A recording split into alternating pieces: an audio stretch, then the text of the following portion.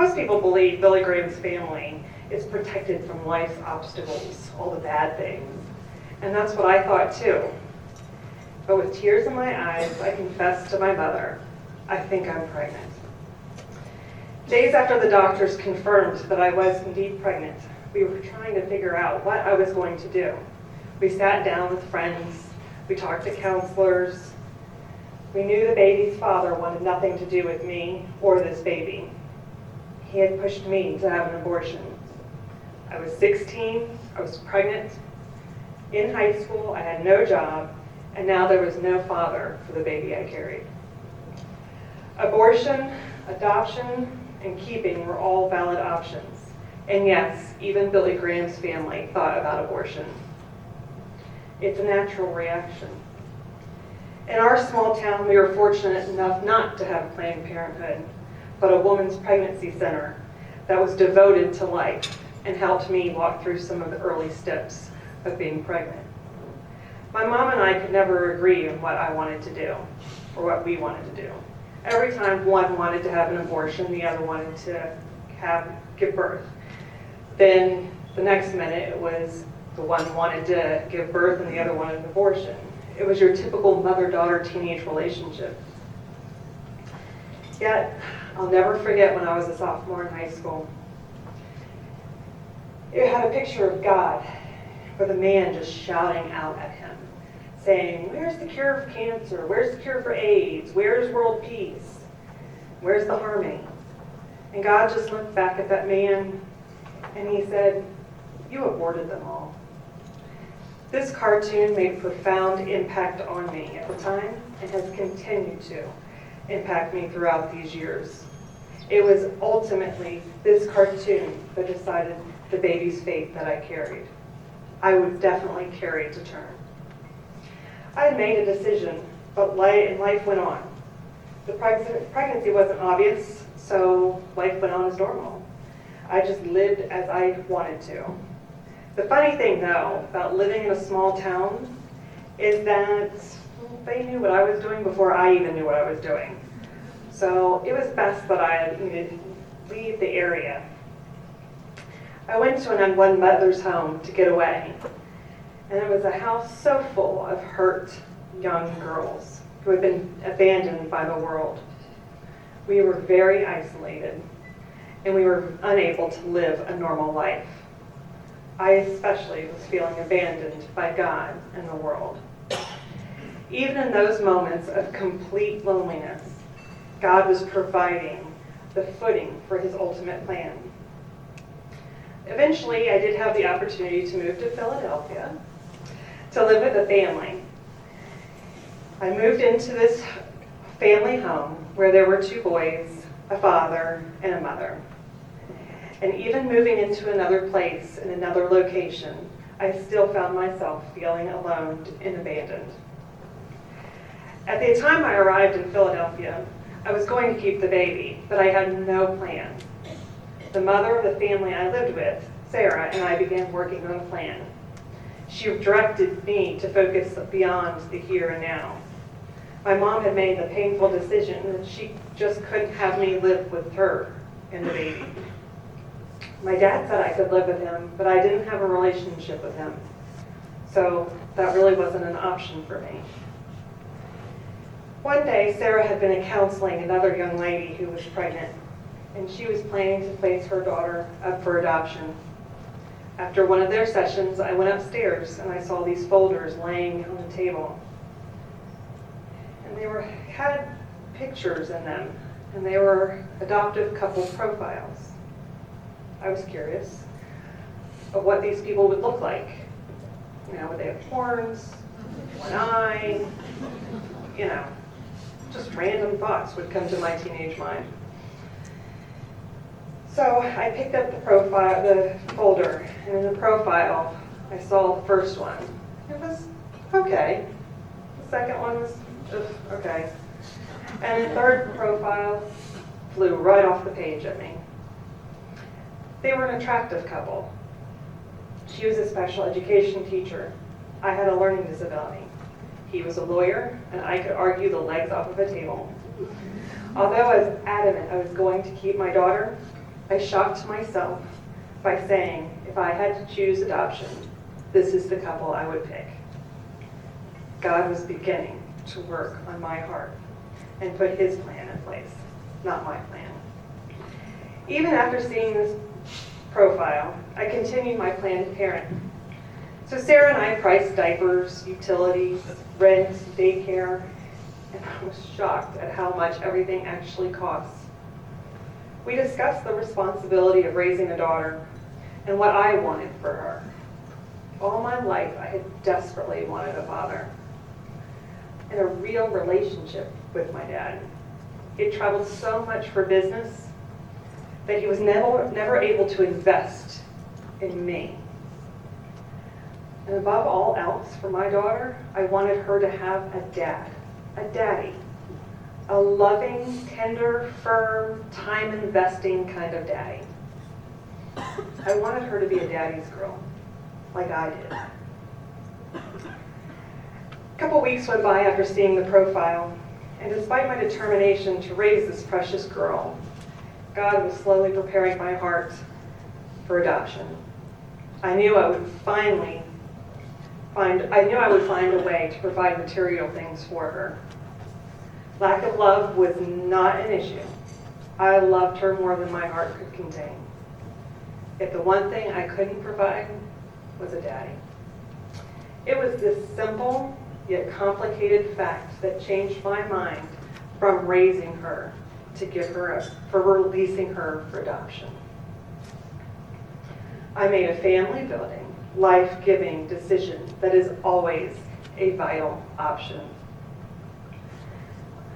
I'd made the decision, but life was not easy after that.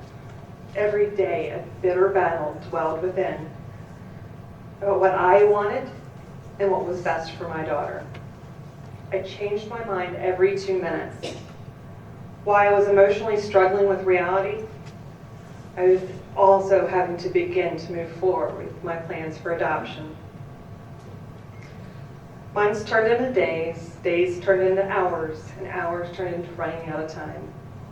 On a midsummer day, in the wee hours of the morning, my baby girl arrived weighing 7 pounds, 7 ounces, just like me.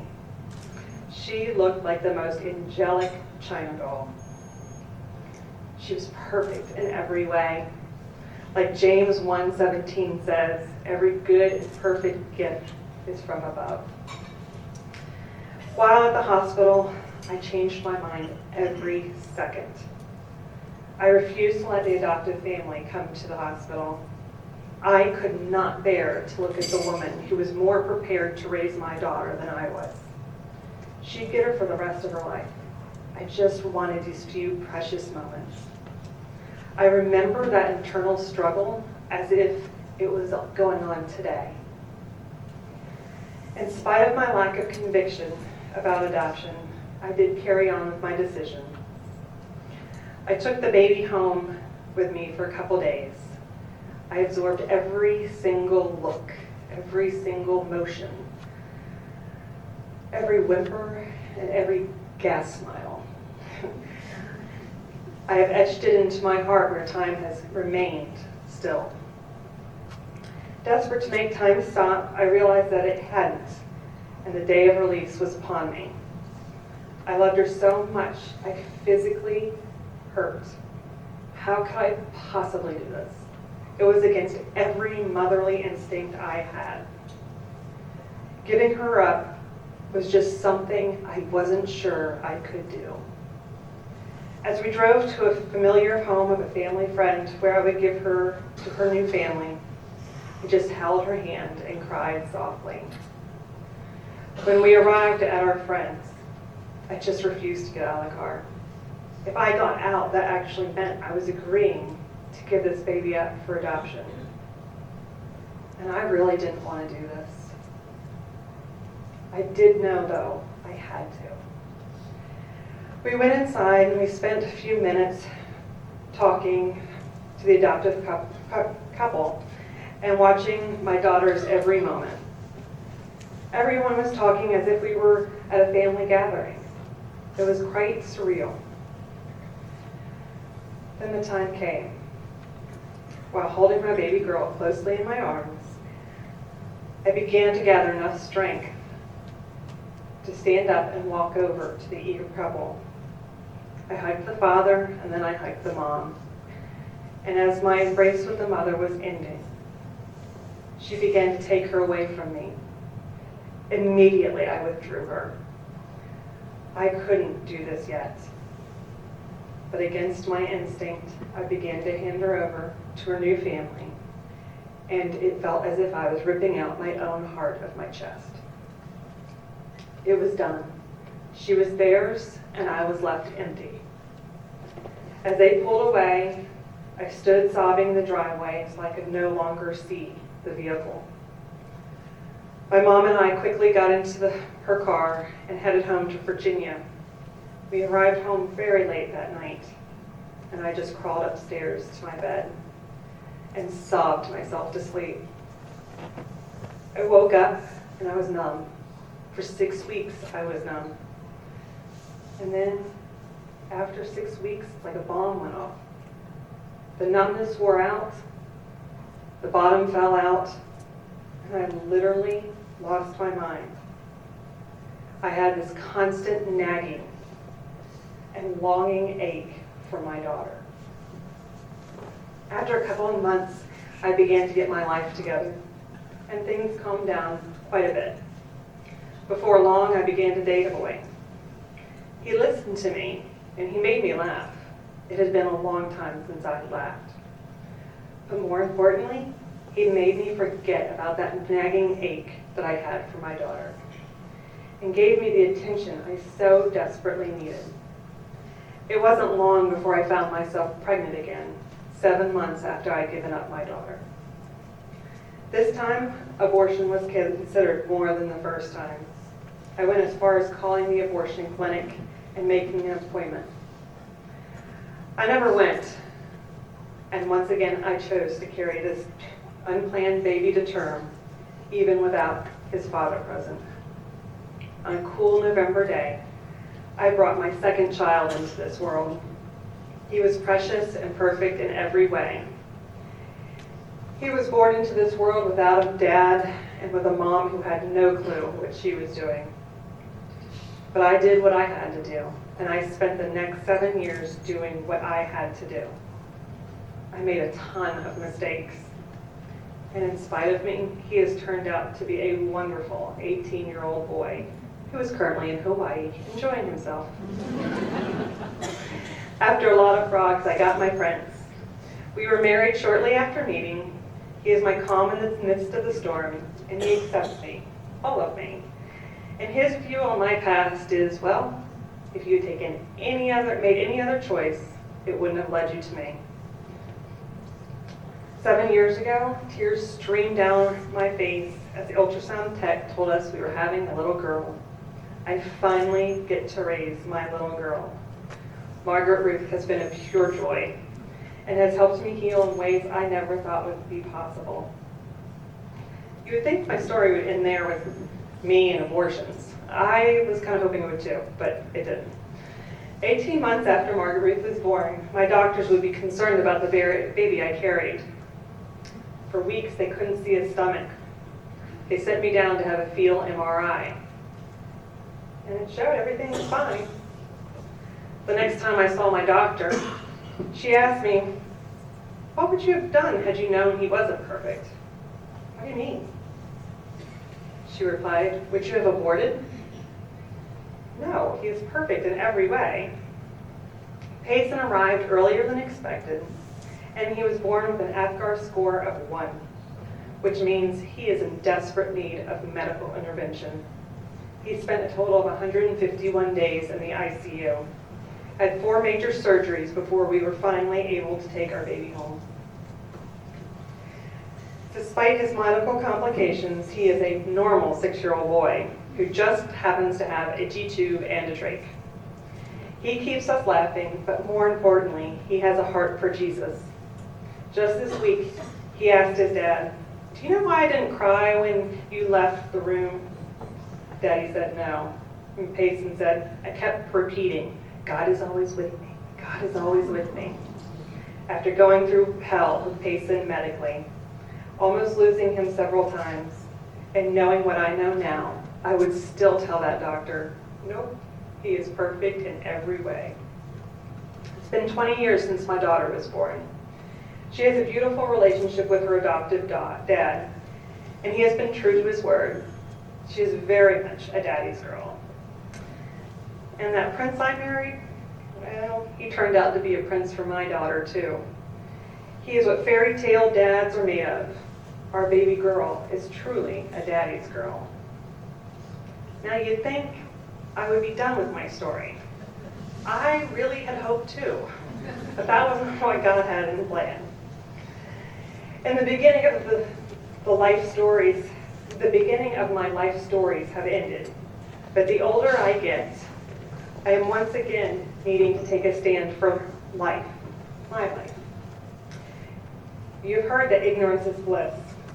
Well, when you have long-term health issues, no statement could be truer. Two years ago, I was diagnosed. Sorry, I have never talked about this in public, so I might choke up. With having a heart aneurysm. At the time, we thought it would require emergency surgery, and it needed a specific heart surgeon. God perfectly arranged a meeting with this world-renowned heart surgeon, where he told me I had time before we really need to worry about open heart surgery. Yet in the next breath, he told his nurse to hand me the phone number for the medical helicopter transportation team. Time would be of the essence if it did burst. Then just last year I was diagnosed with LAM. LAM is a very rare, fatal lung disease where cysts begin forming on your air sacs in your lungs, and it slowly suffocates you. The outlook of the disease is grim, and although medical progress is inching forward, there is no cure, and it is far from reach. Breath is easy now for me, and it is certain that as I stand here in front of you, that assisted suicide is not an option. Honestly, I know when the disease advances, there will be times that I will struggle on my stance for assisted suicide. When the rubber meets the road, will I be strong enough to be pro-life from beginning of my life to the end? Or would I just believe life is worth saving from conception? For now, I'd like to think I'm a true pro-lifer. I believe that life is precious at every stage. I also believe we have an amazing God who knows what he's doing and always has a plan for his own glory.